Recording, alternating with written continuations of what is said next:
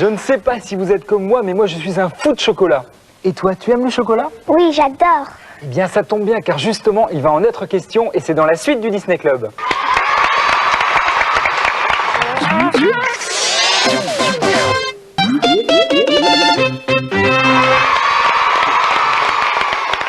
Et maintenant, j'espère que vous avez de quoi noter, car Julie va nous proposer une recette que vous allez pouvoir mettre en pratique, car c'est bientôt Noël.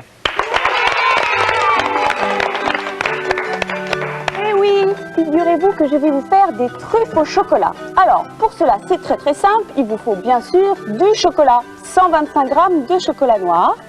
Il vous faudra également 75 g de beurre, également un œuf, un jaune d'œuf plus précisément, 2 cuillerées à soupe de sucre et quelques gouttes d'eau. Et puis du cacao en poudre aussi. Alors, pour commencer, vous faites fondre les 125 g de chocolat que vous avez coupé en petits morceaux avec quelques gouttes d'eau pour éviter que le chocolat colle à la casserole. Alors voilà. Il ne faut surtout pas oublier de mélanger pendant la cuisson. Ensuite, une fois que c'est fondu, que vous avez obtenu une petite pâte homogène, vous le retirez du feu et vous y incorporez le beurre, le jaune d'œuf et les 2 cuillerées à soupe de sucre semoule. Vous mélangez et vous obtenez une pâte homogène qu'il faut à ce moment-là déposer dans le réfrigérateur pour 5 heures. Et vous obtenez ce résultat. En tout cas, ça sent très bon. Je ne sais pas si tu sens de ta place, Philippe, mais ça sent très bon.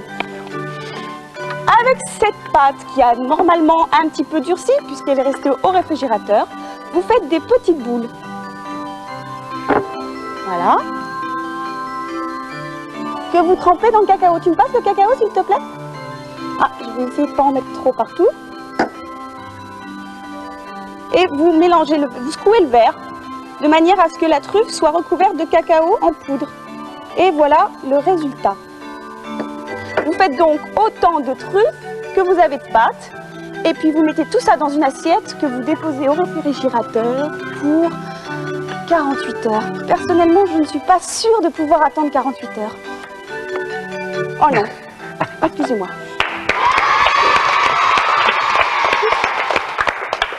Nicolas, décidément toujours aussi audacieux, nous entraîne dans une nouvelle aventure. Regardez.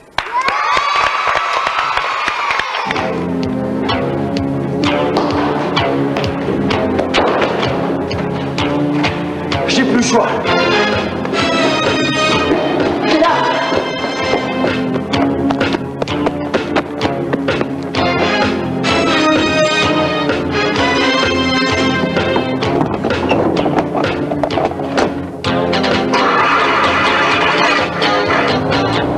Sauver la cassette.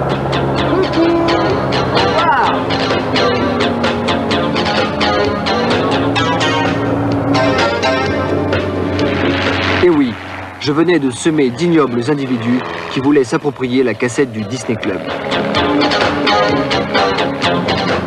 En fait, pour tout vous dire, je ne suis pas tout seul dans l'avion. Il y a un pilote avec moi. Alors dis-moi André, combien de temps il faut pour apprendre à piloter un avion comme ça? En principe, il faut une quarantaine d'heures, enfin entre 40 et 50, ça dépend comment tu es doué, et étalé sur un an à peu près. Et puis, il faut avoir au moins 17 ans pour avoir son brevet. Tu l'as, 17 Moi ans? ça va, moi je les ai. Bon alors ça, il n'y a pas de problème. Bon alors, comment ça se passe là pour piloter cet avion? Je vois une espèce de manche là. Si on tire, on monte, c'est ça? Si on tire, on monte, si on pousse, on descend. On l'incline à droite, ça tourne à droite, on l'incline à gauche, ça tourne à gauche.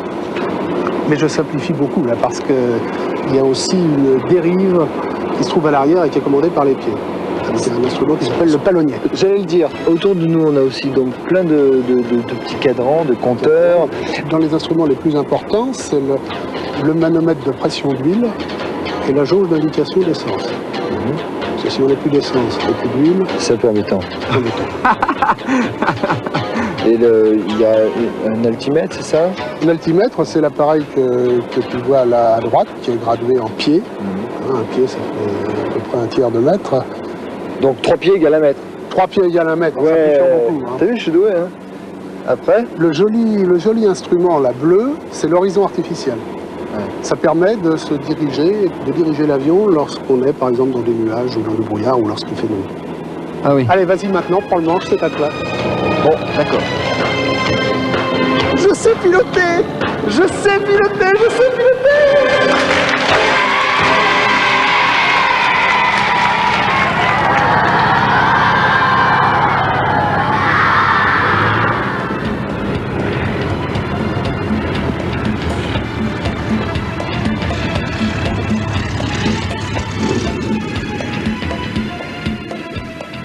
Non, non, ce n'est pas l'avion de Nicolas qui vient de se poser, mais le premier indice que vous avez vu tout à l'heure qui vient d'atterrir sur le deuxième indice.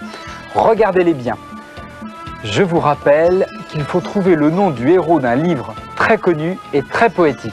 Une nouvelle série débute aujourd'hui dans notre Disney Club. Le titre, le détective Small et Monsieur Fry. Ces héros sont Chip et Nick qui tiennent une agence de détectives. Ceux-ci vont devoir retrouver Lulu, la fille d'un marin dont on est sans nouvelles depuis longtemps. Seule indication, une vieille photo de la fillette qui porte un uniforme où l'on peut deviner des inscriptions. Chip va se miniaturiser et réussir à déchiffrer les lettres microscopiques. Cela va-t-il le mettre sur la piste de Lulu? Eh bien, regardons.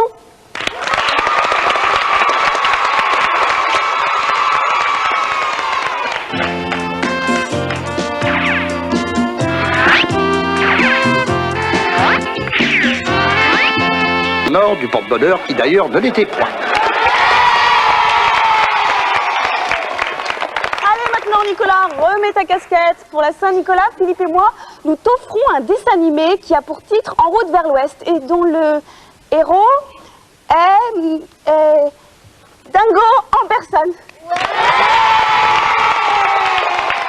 Bonjour, amis étrangers.